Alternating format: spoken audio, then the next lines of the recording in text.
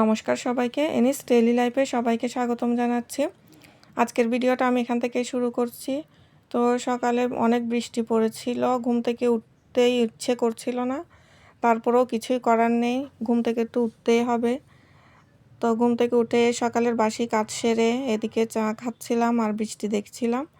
প্রচুর বৃষ্টি পড়েছিল, তো অনেক দিন যাবৎ বৃষ্টি পড়ছে। এদিকে আবার তরকারি কাটতে বসলাম। এগুলো গতকালকে আমার শ্বশুরমশাই পুঁই শাকের ডাঁটা নিয়ে এসেছিল, আরও অনেকগুলো ছিল, কিছু আমার মেজ ননদের জন্য পাঠিয়ে দিয়েছিলাম, বাকিগুলো ঘরেই রান্না করব। ঘরেও মোটা মোটা পুঁই শাকের ডাঁটা হয়েছে, তারপরও আমার শ্বশুরমশাই বাজার থেকে নিয়ে এসেছেন।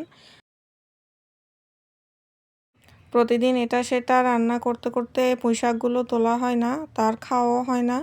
তো আজকে শ্বশুরমশাই বাজার থেকে নিয়ে এসেছেন বলে রান্না করা হচ্ছে।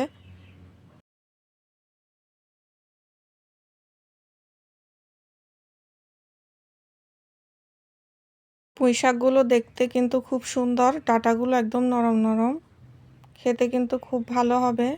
তো আজকে পুঁই শাক রান্না করব চিংড়ি শুটকি দিয়ে।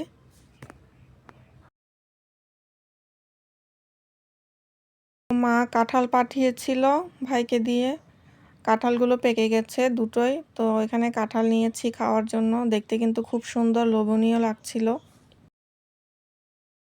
এখন তো স্কুল বন্ধ, তো বড় মেয়ে আর ছোট মেয়ে সকালবেলা পড়তে বসেছে। ছোট মেয়ে সামনে বই খুলে চিন্তা করছিল কি পড়ছে কি জানি। তা আমি আমার কাজে চলে গেলাম, ওরা পড়তে বসেছিল। আজকে দুপুরে রান্না করেছিলাম পুঁই শাকের ডাঁটা চিংড়ি শুটকি দিয়ে, মসুরির ডাল, তারপর এদিকে চুলার উপর রয়েছে মিষ্টি কুমড়ো চিংড়ি শুটকি দিয়ে, তারও আছে চিকেনের ঝোল।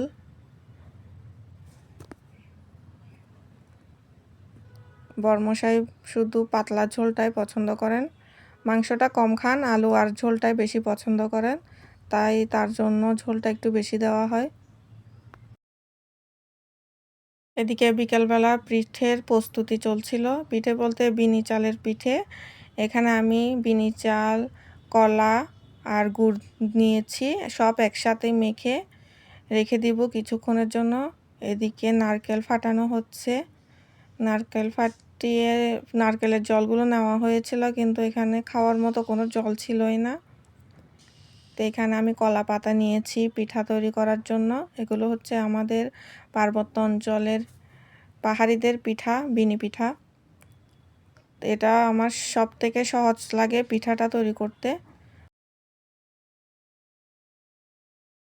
এভাবে কলা পাতায় মুড়িয়ে ভাপে দিয়ে সব পিঠাগুলো সিদ্ধ করে নিব, তারপর খাওয়ার জন্য প্রস্তুত।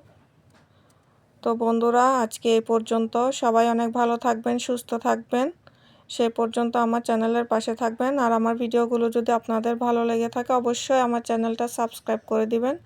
সবাইকে অসংখ্য ধন্যবাদ।